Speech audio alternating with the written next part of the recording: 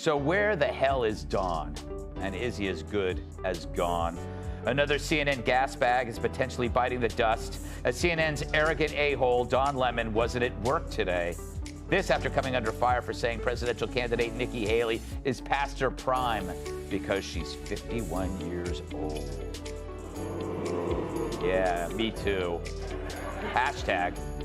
Although asking Don when a woman is in her prime is like asking a vegan how he likes his filet mignon. The Museum of Failure houses some of the world's greatest flops. Visitors can see attractions such as Crystal Pepsi, Carrot Cake Oreos, and of course the Don Lemon exhibit. So where the hell is Don, and is he as good as gone? Another CNN gas bag is potentially biting the dust, as CNN's arrogant a-hole, Don Lemon, wasn't at work today. This comes after he came under fire for saying presidential candidate Nikki Haley is past her prime because she's 51 years old. Yeah, me too. Hashtag. Although, asking Don when a woman is in her prime is like asking a vegan how he likes his filet. What happens when a smug CNN escapee meets the sharpest tongue on late-night TV? You get a roast so brutal even marshmallows are filing complaints. Greg Gutfeld didn't just destroy Don Lemon. He turned him into a cautionary tale for anyone still clinging to relevance with a teleprompter and a tantrum. Buckle up, because this takedown is louder than Don's ego and sharper than his exit from prime time. Get ready to laugh, cringe, and rewind. They like the misogyny. Oh, Don Lemon, the man, the myth, the unintentional comedy sketch. If mediocrity had a PR team, Don Lemon would be its poster boy, flanked by a teleprompter and an ego large enough to have its own zip code. Watching him attempt journalism is like watching a mime try to deliver Shakespeare. Confusing, unnecessary, and somehow offensive to the art form.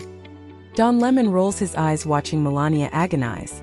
Our video of the day comes to us from the destitute douchebag known as Don Lemon, who mocked a recent post from former First Lady Melania Trump demanding answers regarding her husband's assassination attempt.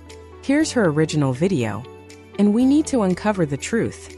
Does he always look at women that way? Obviously, not much empathy is shown from Don Lemon, which makes sense, because if anyone around him ever gets shot in the head, I guarantee you it's self-inflicted.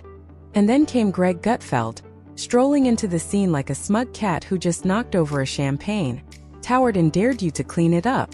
In a world full of safe, scripted banter, Gutfeld showed up wielding sarcasm like a chainsaw, and Lemon didn't even bring a spork. It wasn't a fair fight. It was like a demolition derby between a monster truck and a Prius with emotional baggage. I want to hear a funny opinion that Don Lemon doesn't do opinion. I don't do opinion. That has never happened. So he's telling you what he bases his opinions off of. At the same time he tells you he doesn't give opinions, just point of view. Look up what point of view means. It means opinion. Don Lemon, bless his heart, thought he could coast forever on the fumes of self-importance and a serious anchor voice. The problem? Eventually, people noticed the car wasn't actually moving. His news delivery had the emotional range of a malfunctioning Siri, and the depth of a fortune cookie that's been through the wash. He mistook tone for truth and volume for virtue, assuming that blinking dramatically between buzzwords somehow made him profound. As part of his return, Lemon will reportedly be forced to undergo sensitivity training. Oh, and then he'll have to wear a cone for a couple of weeks after they remove his testicles. God, I want to see that. I mean his training, but CNN is reportedly already testing a less offensive news show to replace him. I believe we have a clip.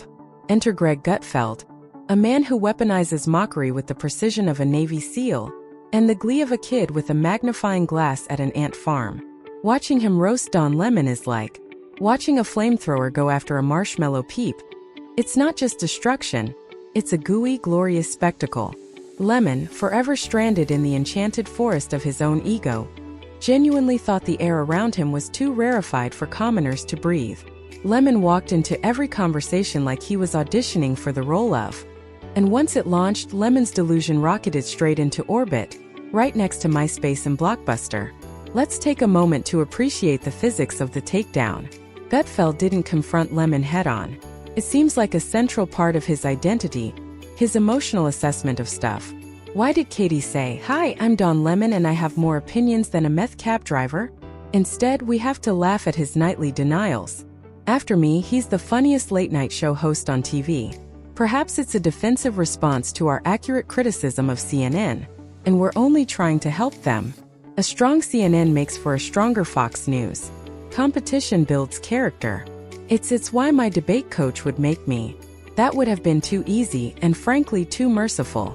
Instead, he came in sideways like a raccoon with a law degree and a grudge, poking holes in Lemon's self-importance with the elegance of a guy who's had just enough coffee to turn passive-aggressive into an Olympic sport. While Lemon stood there performing his favorite solo, Ode to My Moral Superiority, Gutfeld simply cracked his knuckles and turned the volume up on common sense. In the visuals, a cinematic masterpiece. Gutfeld has the twitchy brilliance of someone who's either about to win a Pulitzer or bite through drywall, while Lemon radiates the charisma of an unused office printer. If energy drinks had personalities, Gutfeld would be a can of chaos with a PhD, and Lemon would be a lukewarm herbal tea with Wi-Fi problems.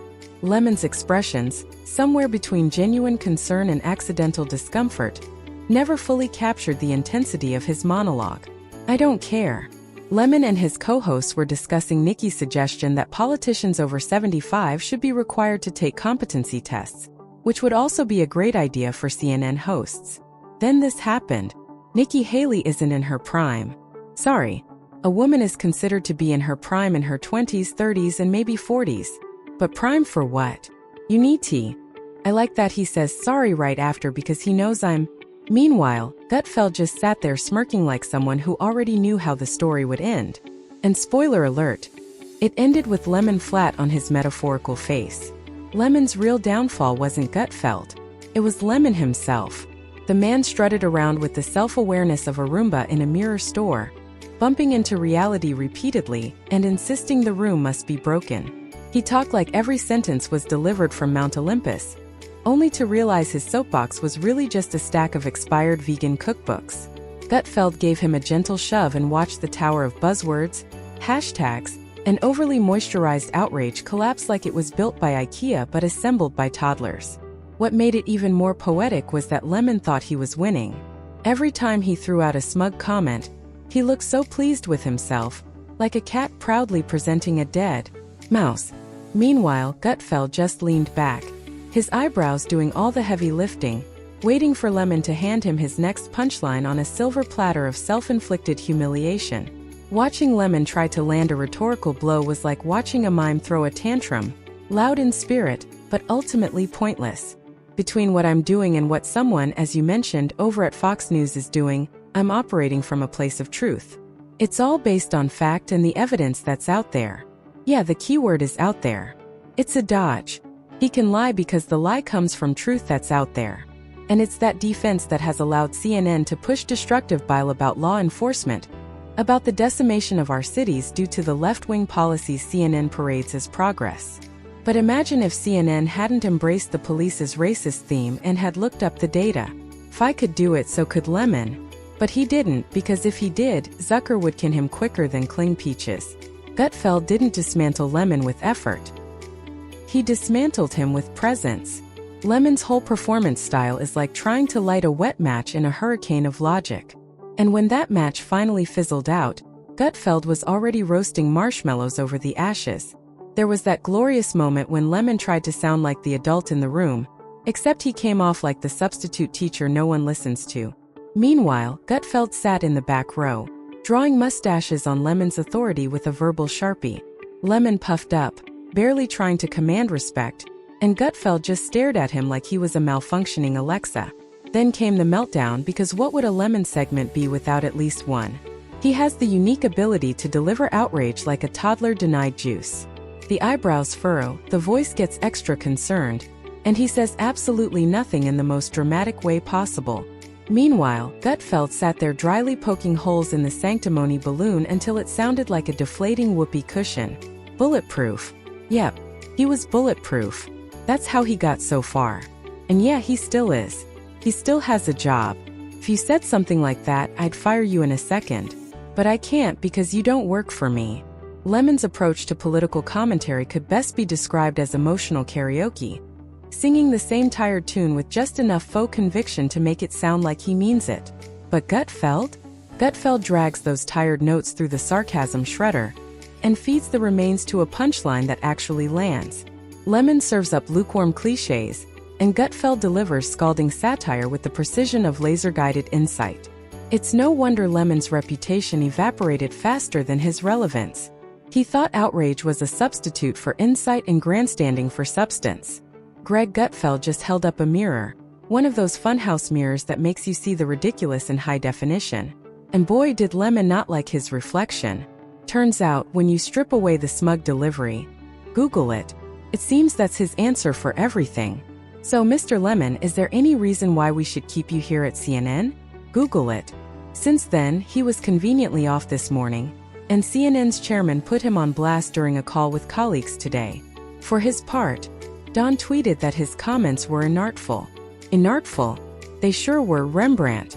And let's talk about charisma, because Gutfeld might be a snarky gremlin, but he's got charm. Lemon, on the other hand, radiates the warmth of a DMV printer. There's something profoundly dull about a man who takes himself that seriously while saying so little. He tries to project gravitas but ends up channeling the emotional energy of a mildly disappointed dentist. Gutfeld doesn't just roast Lemon. He exposes the glitch in the system. He peels back the glossy surface and shows that behind all the production value and serious-face journalism is a man trying way too hard to sound like he's making a point. But instead of insight, you get moral performance art. Instead of news, you get an attitude with a side of condescension. Lemon always seemed confused when people didn't applaud his every word. He confused talking with convincing.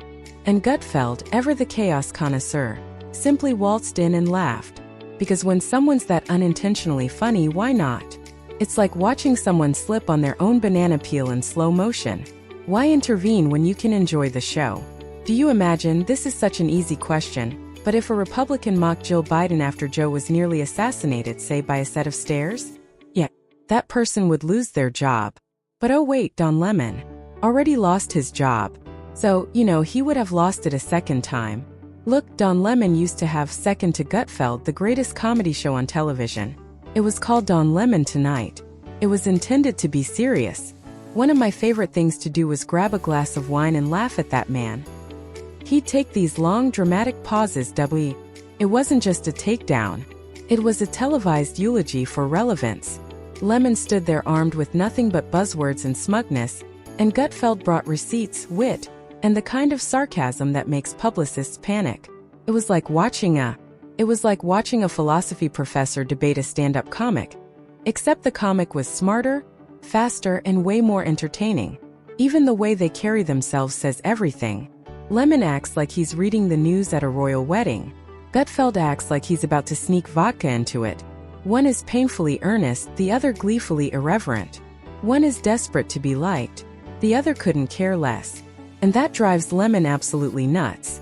I always return to the scene of the crime. And just when you think Lemon might land a decent point, Gutfeld's already 10 puns ahead, rewriting the rules of engagement and turning every interaction into a highlight reel of humiliation.